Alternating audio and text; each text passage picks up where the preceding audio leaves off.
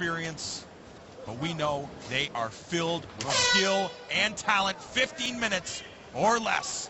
John Ramdeen and Robin Black here, cage side, calling all the action. Falk comes out southpaw and leads in, steps off with that straight left hand. And Falk hurt early, but quickly makes his way back to the standing position. In the corner for Tony Laramie. Mark Hominick, Reno Belcastro, Justin Bruckman, cornering for man-child Derek Falk, and Falk back to the ground. Laramie did not need any extra confidence, but he's sure going to feel that after the first 30 seconds here. Courage is not the absence of fear. It is being afraid and moving forward anyways, and that's what we're going to need out of man-child here.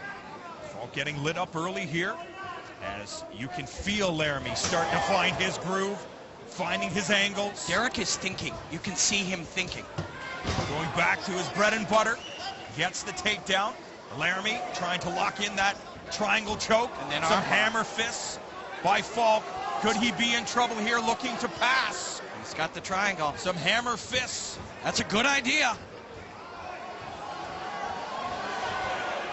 And, well, he might be able to get this triangle. He's got a great angle on it. He might take Falk out. Falk's got the arm trapped here. Beautiful stuff by Derek Falk now. But he is in that triangle, and he's going to have to try to frame through it. No. Laramie. Now we'll go teepee triangle. He'll extend. Now he's going omoplata. Some great stuff here by the youngster, and this is what we have been anticipating. And Derek is able to restabilize and get back within that guard. He's going go-go-plata there. He can take that right leg up and over. My palms are soaked. Yeah, dude. So on the feet, Tony was just picking apart Derek. Derek was thinking, and Tony was flowing. But now that he's been able to have some better moments, Tony will be able to shift this back and get himself back into that state of flow. Tony's going to get up here. Now at this stage, will Falk avoid the stand-up game? Or will he just play a different stand-up game? Yeah, he shouldn't. What he should do is flow into this. Not be overthinking and not over-leading. He was leading there way too much. Tony is so good out in the space. Going to the body. Trying to smash man-child. A swiping right hand. No, see, he's leaving that left out. You can see he's not bringing it back. He may have been touched up a little too much early. Take the center, take the center. Up. Reno wants him in the center, and that's good advice. Stay away from the cage in case. Tony is just so smooth out here, and you can see him thinking. You can see him flowing, I mean, where Derek is thinking. Derek is planning which combinations to throw. Tony is feeling which combinations to throw. That's not a bad idea. Come in behind a hook and get to the body lock. He's in trouble. Another shot scores for Laramie. Man-child showing his toughness. He is, because this Laramie generates all kinds of power. Reno saying karate. We're going to see a side stance, I believe. Here he comes. Circle. See how naturally he circles off that cage? Everything is correct. More than a minute remaining in our opening frame. Not a bad idea to, instead of just the one, come in with a few combinations, a few shots behind it. Well, Laramie scored with that left hook. He's in trouble. Oh, and there, a couple times he's landed that counter left. But Tony just digests it. Underneath the shot, he's in trouble again. Man, this kid is good. Holy smokes. Tony Laramie on fire right now, in control. Another swiping right hand. Misses the mark for Falk. It's like he's playing music. It's just there's a good time for Falk again. But, you know, if he gets through these next 30 seconds on top, you can't go into default, don't be on the feet, don't be on the feet at all. He's got to still engage out there. But when you know you have a distinct advantage somewhere, why aren't you trying to keep the fight there at all times? Because Tony and Reno and Hominick, if they can read that all you're trying to do is set up a takedown, it becomes easier to get out of the way of it, and easier to counter it, and easier to hit you coming in on it. So you have to make your opponent buy into the fact that you're willing to stand, and that's when the takedowns occur. Yep, it just has to be real, but it's so hard against this kid. You've seen everything he just did in that last 5 minutes. He's just feeling this fight. He's not thinking this there, just a little feint to the 2-3, and just drives his hips back so quickly. And there, slip, oh, and underneath. This is what Derek's, and see how that came off the striking. It came off getting Tony throwing. It was a reactive takedown. And the only way, these were good choices too, but this is what Tony can do. Like 3-3-3, you know, against the talent like Derek Falk. It's just unbelievable. And everybody standing, you can see all these fighters, experienced top-level fighters, quietly standing around watching this kid make his art. What is Justin Bruckman telling his guy, Derek Falk, to make sure, to ensure that he wins these next 2 rounds? Among the things that has to happen is he has to raise his quality of performance. He's trying to play rock, paper, scissors with an artist here. He can't play rock, paper, scissors with him. He can't run plays on him. He's got to get out here and get flowing, get countering him, get underneath these shots and try to take him down. Landed his right a couple times from southpaw. We saw some hesitation there by Falk, and Laramie scores. Laramie, see that little slip? He just slides out to his own right to get a new angle on Derek. He's so skilled.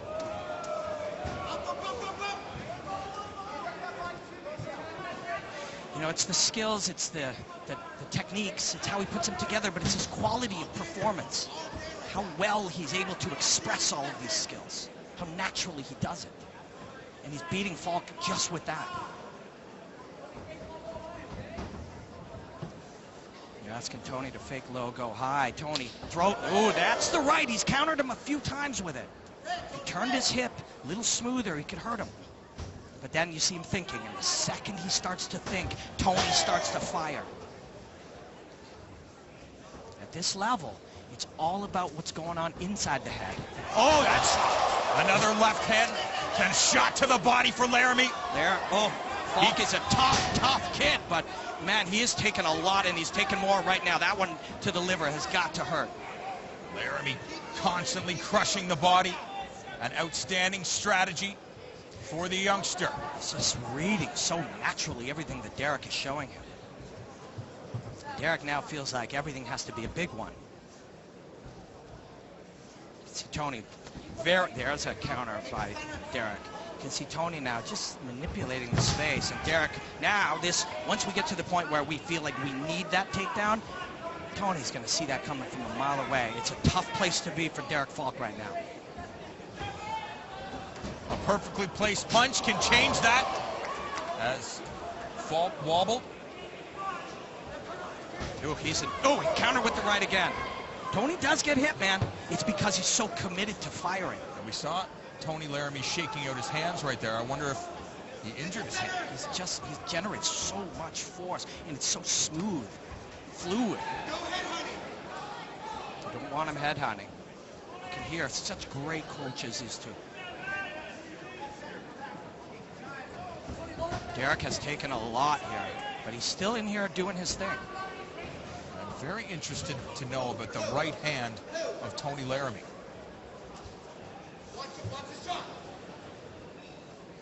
This is what Derek does well. Now he's starting to operate his way, but you see, you read him coming in.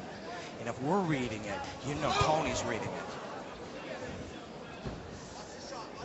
Oh, and a jumping knee. On the level change, as Derek was showing the level change, which you can show to imply the takedown and then throw that left hand again, Tony read it immediately and shut that down with a knee.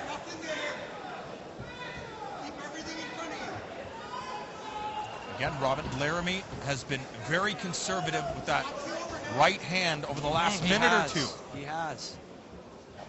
And no matter how good these guys are young, there's still this inexperience. If you don't understand, what do I do with my hand? You've never been there before.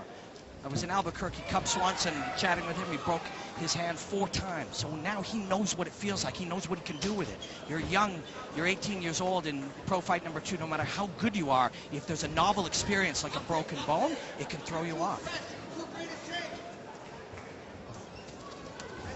He's throwing it, but you're right, he's not fully committing to it. But if it is injured and he's throwing it at all, that says a lot about him. Derek is able to be a little smarter defensively. He stopped thinking just, it's my turn to throw. And now he's starting to make Tony miss at least a little. But he's in the hole. Less than a minute remaining. And Derek went to change his level again, and Tony just fired what would have been to the sternum, which landed on the head. Can you just feel how much fun Tony Laramie is having out there? He came in with a lead elbow. Walked into the space, still trying new things here.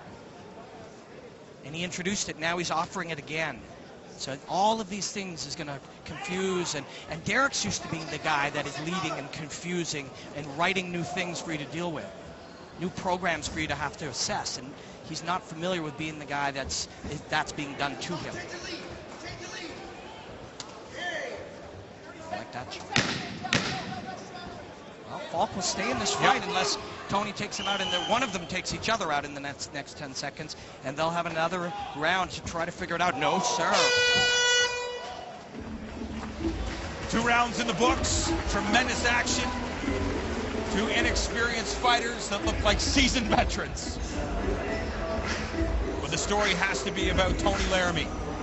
It just takes up off the bounce, double jab from southpaw to the straight left, takes him down, and he goes to the body a few times. He loves that left hook to the body, and he'll go downstairs, upstairs, downstairs, upstairs on it like we saw in round 1. See that little float out to his own left? Change the angle. Derek has to turn towards him, move his feet to turn towards him, and then Tony feeds himself. That's something Mark Hominick talked about that he does so well. And he just fills space with traffic.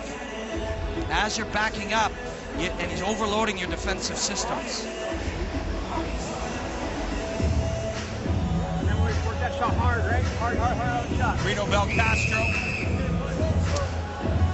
giving his man some advice. Belcastro turning out to be one of the country's premier coaches. Yes, he is. The Laramie brothers, Kyle Prepelic. What you gotta imagine right now is what Tony Laramie will become. Because everybody's getting better. If this is him, one day people will catch him. But if he continues to constantly improve, the things he'll be able to do are magic. See him just shake out. See how supple the body is, just not, he's so loose and fluid. And it does feel that Manchild's getting to that point right now in round 3. He's handled a lot through 10 minutes. He's moving his head better. Ooh, but you see, Tony reads the slip, the inside slip, and feeds him the shin. And he can get there so quickly, but there, Manchild moving. Yeah, this is, he hasn't had a great performance here tonight, to be honest. As much as he's facing a guy who's just an unreal talent, Derek hasn't found his free expression in here. And because of that, Tony, who is so spectacular, is able to really keep him out of that flow state. But you're right, he's starting to loosen up a bit. But these are the type of fights that can change a fighter and make them the championship material that we've seen from many fighters that suffer a loss and go on to do great things in the sport of mixed martial arts. Which is why you take fights like this.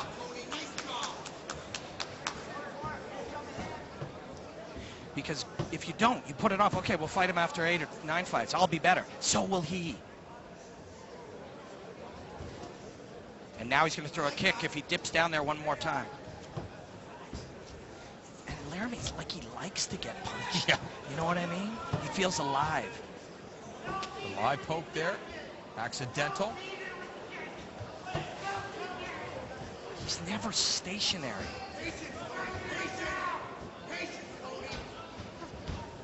Laramie constantly moving. After he throws, he's moving as well. So watch his head. See? Oh! He just slipped that counter, that straight right hand. And that's what you want to do if you're Falk. You can't get discouraged. heard Reno Belcastro say, start having fun. And I think Tony started having fun when he walked out here. See the way he's moving his body? You come in on a straight line and he's just sliding out on an angle. And it isn't just for his head, it isn't just to get his head off the line, it's his hips as well.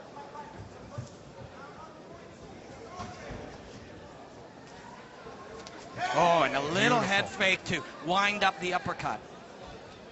You see, Derek's leaving that left hand out there, and he did it early, which is why he's eating these shots.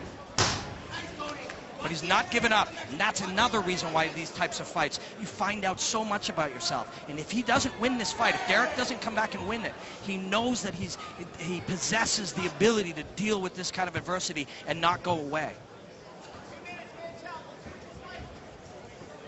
He's leaving these shots out, and when Tony throws, as he brings it back, he's defensively sound, and he immediately moves his head or his body. And you saw it right there? Yep. When Derek fires, sometimes he's watching it, or he's leaving his head where it is. And if you leave it where it is, Tony will find it. And sometimes if you move it, Tony will find it too. He can't figure this one out right now. Meaning the southpaw stance? Yeah, or that particular setup, and there it is. Manchild dropped again. And he hurt him to the body. They had a setup on that ended with the overhand left, and Reno noticed that he hadn't figured it out, the system, and so they landed it again and put him down, and now he lands to the body. See the triple hooks, and that's the end, ref. And I think that is the referee coming in. Yes! Tony Laramie getting the job done. You see Derek fall. Repeated left hooks. We might see that one too. Little slip, little wobble, left hook, turn, and then he just touches him there. Good kid. He's got a lot of respect for Derek as well, he should.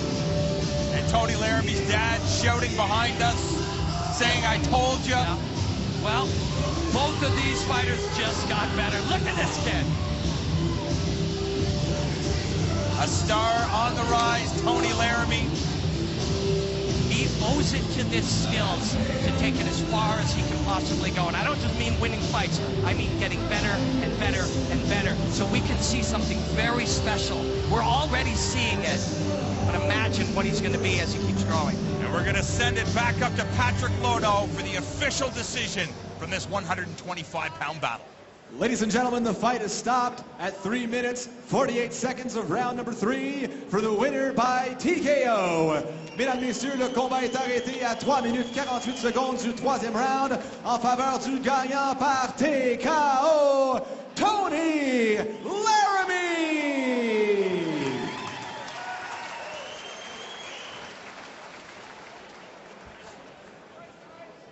All right, we are here with the winner, Tony Laramie. Tony, this was about a lot of us were looking forward to. You and Derek Falk, two of, if not the two top flyweights in the country right now, top prospects. A hell of a job, a great performance. You're admiring yourself in the screen behind me, aren't you? You look like you're having a blast out here. How do you feel? I've been doing this. Actually, first things first, I told my friend back in Windsor that couldn't come that I would give him a shout out. Vittorio, this is for you. I love you, buddy. He's my best friend. We got the same birthday, but I don't know, I just came out here and I did what I did best, which is fight. I've been doing this for 7 years now, and I know it's my time, and I'm ready for whoever you want to put in front of me. I'm down to go up to 35.